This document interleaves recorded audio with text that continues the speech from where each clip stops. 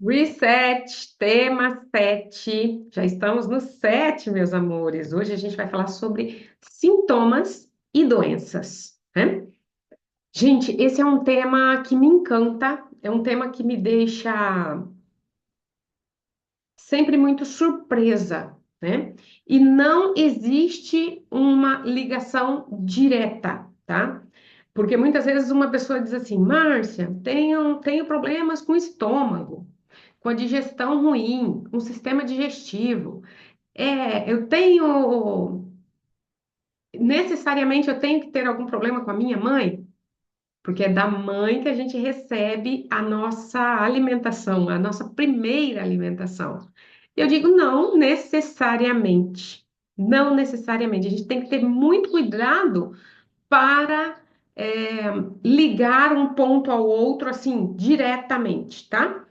Nós temos a visão sistêmica, que é uma visão que ela vai ligar vários pontos, ok? Então, nós olhamos para a visão sistêmica. Existem vários pontos que podem causar um problema digestivo, inclusive um problema físico, desse estômago não estar produzindo o ácido estomacal para fazer a digestão, ou estar produzindo demasiado. Então, vejam, quando a gente fala sobre saúde, nós temos que pensar, dividir a questão, tá? Uma questão é essa questão física.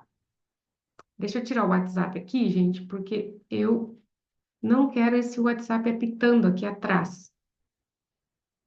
Isso, quero dar atenção somente para vocês. Então, nós temos, né? Vamos pensar na questão da saúde, a gente vai dividir esse assunto. Um é a saúde física, a outra é a saúde psicológica. Elas estão intimamente ligadas, não dá para separar uma da outra, tá? Mas, quando a gente vai trabalhar sintomas e doenças, primeira coisa que a gente pensa, né? Que eu, pelo menos, eu ajo dessa forma.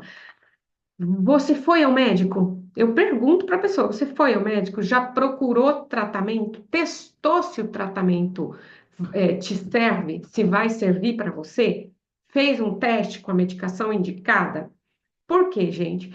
Porque muitas vezes um problema de saúde é tão simples de resolver porque falta alguns nutrientes, alguma química do nosso corpo, tá? Algum hormônio. E aí, então, eu vou fazer todo um trabalho psicológico para tratar uma falta física, uma falta. É, é física, a palavra é física mesmo, tá? Uma falta química no meu corpo com questões psicológicas? Não. Entende? Então, a primeira coisa, quando eu trabalho saúde, é sempre primeiro conferir se a pessoa foi ao médico. Porque nós temos todo um esoterismo, sabe? Sobre o tema da constelação, o tema das terapias holísticas, tá? E estamos, sim, com tudo isso, sintomas, saúde mental, saúde psicológica, isso está tudo muito bem misturado no nosso corpo, na nossa alma. Mas nós precisamos ter clareza de que, gente, saúde física é com o médico que a gente trata. Tá? E aí, se esse médico que te atende, ele percebe que você tem uma questão psicossomática, aí, olha que lindo que seria se então ele encaminhasse para, além de fazer a medicação necessária, né, devolver para o corpo o que lhe falta, também fazer um acompanhamento psicoterapêutico. Aí nós teríamos a medicina integral, né? E esse é um erro que eu vejo na medicina hoje. Se eu vou lá no médico e falo, olha, doutor, mas tem uma dor aqui nessa unha, então ele pega e olha só na unha. É como se a unha tivesse separada do corpo, né? E aí ele trata só a unha. Se eu vou lá porque eu tô com sintoma cardíaco, ele confere só o coração. Eu vou lá porque eu tô com problema no olho, é só o olho. E isto, gente, é uma grande pena, porque a medicina, em outras culturas, como a chinesa, por exemplo, ela é uma medicina mais integral. Você vai lá com problema no olho e eles então vão perceber o que está faltando, né, quimicamente, fisicamente, para que essa visão melhore, que esse globo ocular esteja bem, mas sim também tem um significado, né? O que está acontecendo na sua vida que você não quer ver? O que você está com dificuldade de enxergar? Então, quando o médico é de medicina integral, é diferente a entrada, né? Mas eu já percebi, eu tive a sorte de ir num cardiologista que eu estava com sintomas de arritmia, coração batendo mais forte. É, isso bem recente, tá, gente? Bem recente. E eu fui no médico porque eu achei que eu estava com problema cardíaco, tá? Chegando lá, ele fez tanto os exames do coração, da mecânica do coração, o músculo do coração, quanto ele fez testes hormonais em mim. E assim ele viu, olha, com o teu coração está tudo bem. Agora, com os teus hormônios, não. Os teus hormônios está faltando esse aqui está muito baixo, esse aqui está muito alto. Olha que interessante. E aí ele me encaminhou para um médico que trabalha só com hormônios. Se esse médico fosse desses que só vê uma coisa, tá? Porque é muito comum em cidade grande a gente vê os médicos que se tornaram super especialistas em uma única coisa.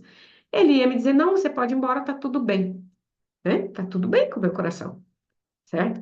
Então, esse médico, ele me encaminha para um outro médico e outra sorte que me aconteceu, que foi que a pessoa falou, não, o que está acontecendo com você é, você baixou um nível de hormônio por causa da idade, está entrando na menopausa e este hormônio que está faltando está afetando o batimento cardíaco, e não somente isso, também os músculos do corpo inteiro, que é quando a gente começa a envelhecer. Vocês sabem que os idosos, eles têm menos força muscular. Eles vão perdendo a força muscular, né? Basicamente, o médico falou que eu estava ficando velha. Era isso. Ok, estou mesmo, né? Só que eu não estava percebendo que eu estava ficando velha, né, gente? Na correria do dia a dia. E aí eu tive, então, que começar a fazer todo um tratamento, tanto com hormônios quanto com exercícios, que é para reativar esses músculos. E o coração é um músculo, ok? Falado isso, dito isto, que eu, na minha opinião, é muito importante que o físico seja visto por especialistas do corpo físico, tá? E que, sim, se você está faltando um hormônio, não tem tratamento holístico, não tem tratamento psicoterapêutico que vá resolver se a questão é repor um hormônio. Entende? Agora, a gente pode também escolher. Não, eu não vou repor esse hormônio e eu vou agora, então, me tratar para eu me condicionar que eu estou envelhecendo. E aí sim, um psicólogo, um psiquiatra, ele pode estar me ajudando a me acostumar com esse novo corpo, com essas mudanças no meu corpo. Porque é uma mudança natural, não é uma doença. A menopausa é uma mudança natural para senilidade, né? E, meus amores, que coisa incrível que é você olhar para as fases da vida.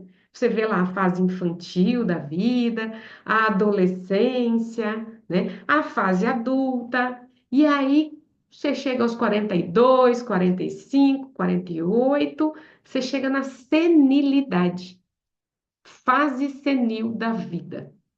E você pode até fazer uma pesquisa no Google, tá? Quais são as influências da senilidade na minha vida ou na vida de um indivíduo? E aí você vai ter lá uma lista de influências, uma lista de sintomas, uma lista de modificações na alimentação que a pessoa tem que fazer, tá? Uma lista de modificações no estilo de vida que ela vai ter que fazer, vai ter que se exercitar mais. Se já se exercitava, agora tem que fazer musculação, né? Então, existe sim uma mudança em cada fase da vida, ok? E agora nós vamos então para essa parte das doenças psicossomáticas. Vamos falar desses sintomas que eles são datados. Gente, tem algumas coisas que acontecem na nossa vida, tá?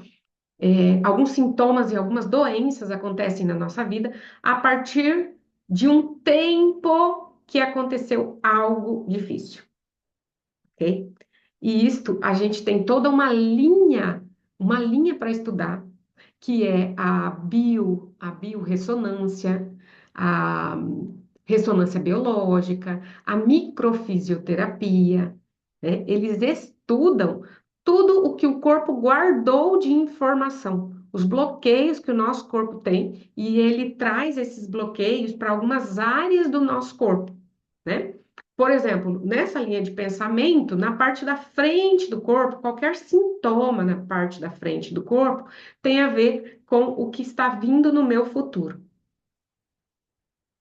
Tudo que tem a ver com a parte de trás do nosso corpo, dor na coluna, problemas, qualquer problema na parte de trás do corpo tem a ver com o nosso passado.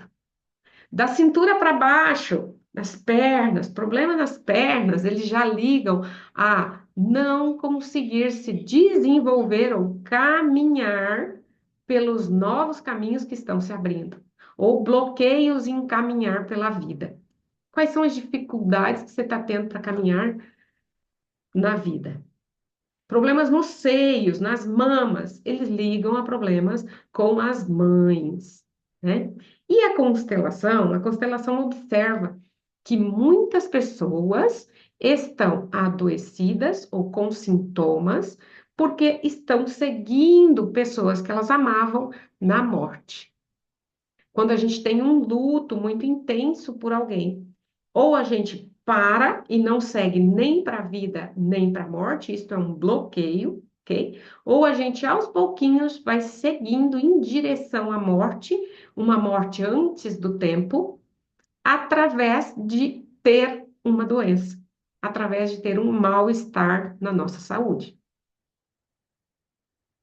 Sim, lutos mal elaborados, tristezas e falta de alguém que a gente amava. Isto sim nos puxa para uma morte antes do tempo. Só que o Bert já falou e isso eu achei lindo porque a gente leu na última semana, a gente está lendo uma vez por semana, nós estamos lendo este livro aqui. E no nosso último encontro, a gente chegou num lugar, gente, que eu achei fantástico. Fantástico. Eu acho que eu já li umas 5 vezes essa frase esta semana. E eu vou ler aqui para você. Porque quando eu falo assim, ó, eu anotei aqui, né? É, seguir alguém que amava na morte. Problemas de saúde pode ser estar seguindo alguém que a gente amava na morte. Dá uma impressão que é uma coisa assim, é um mandato. Isto vai acontecer sim ou sim ou sim. Não, você tem escolha. Você pode escolher seguir ou você pode escolher não seguir. Eu escolho ficar em vida. Porque, gente, nós vamos morrer. Todo mundo vai morrer. Só que você não precisa morrer antes do tempo. Existe uma dinâmica na constelação familiar que diz que existe o amor cego. No amor cego, nós trocamos de lugar com uma pessoa que a gente ama. Você quer ver como que isto acontece? Uma criança pequena que cuida da mãe doente. E a mãe está muito doente. E a mãe, ela já sabe que a mãe vai morrer. O médico veio e falou: olha, não tem mais o que fazer. Aquela criança, no coração dela, ela pode estar fazendo um contrato inconsciente de trocar de lugar com a mãe. Mamãe, eu dou a minha vida e minha saúde para você. E eu amo tanto você que eu fico no seu lugar para que você tenha a minha saúde. E isto acontece, gente, com muita frequência, tá? São os contratos inconscientes, são os pactos inconscientes que a gente fez quando a gente era muito pequenininho. E esses pactos feitos na infância ou pactos feitos em momento de dor, eles ficam marcados, a vida segue, a pessoa se foi, e quando chego naquela idade, mais ou menos na idade que a pessoa que a gente amava tinha, a gente começa a adoecer, trocando de lugar com ela, porque nós dissemos isso, nós fizemos um combinado, fizemos uma promessa.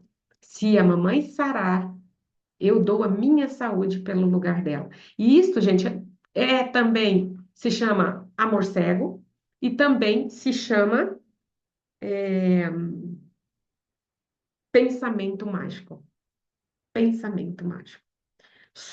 Mas vejam, isso é da nossa infância, isso é coisas que a gente fez quando a gente era muito pequeno e que nós não desfazemos. Nós precisamos ir nesse lugar e desfazer este pacto, tá? Por que que eu digo isso? Porque o Bert, aqui no livro Religião, Psicoterapia e Aconselhamento Espiritual, na página 51, ele diz assim, ó, o comportamento pessoal tem prioridade sobre o envolvimento sistêmico. O envolvimento sistêmico não atenua as consequências de uma culpa pessoal. O comportamento pessoal tem prioridade sobre o envolvimento sistêmico, ok? Então, se você se comporta, se você escolhe se comportar de uma forma que você se desvencilha de tudo que tem no seu sistema, tá? Você é responsável por isso. Isso é autorresponsabilidade. Eu preciso ficar lá, agora que eu tenho consciência, né, de que os meus pais, os meus avós, todo mundo lá atrás teve tanto problema, eu preciso ficar lá com eles? O comportamento pessoal tem prioridade sobre o envolvimento sistêmico. Então, a resposta é não. Você não precisa repetir. Você tem escolha. E aí você precisa escolher isto e todos os dias assumir a sua escolha. Essa é a parte mais difícil. Todos os dias assumir essa escolha. Ah, Márcia, mas então, assim, a minha família toda tem pressão alta. Eu escolho não ter. Se você escolhe de verdade, você vai mudar sua alimentação. Você vai mudar seu estilo de vida, você vai fazer tua caminhada, tua ginástica todo santo dia, porque você não quer ter o mesmo problema sistêmico que a sua família tem. O teu corpo é teu corpo, então é você quem muda a química dele, é você quem muda os hábitos dele. Muitas pessoas que vieram de famílias que nunca fizeram ginástica, que nunca cuidaram do corpo, continuam não se dando o direito de cuidar do próprio corpo. Saúde, gente, tem a ver com o corpo. Um dia você escolheu ter um corpo físico. Você estava lá no céu dos bebês, como diz a minha mãe, né? Minha mãe, ela falava que é, quando a gente ainda não nasceu, a gente ficava no céu dos bebês. E veja, ficar no céu dos bebês, quando você escolhe vir para cá, você pediu um corpo físico. Se você pediu, agora cuida dele. E aí agora eu te pergunto, como que está o cuidado com o seu corpo físico? Eu vi você fazendo assim com a cara. Sim, você vai fazer assim. Como está o cuidado? Qual médico você deveria ter ido que você não foi? Qual tratamento você deveria estar levando mais a sério que você não está? Às vezes eu fico aqui tentando procurar respostas na constelação, na microfisioterapia, no yoga, na medicina tradicional chinesa, com a psicóloga, com o psiquiatra, mas o que tem que ser feito, eu não faço.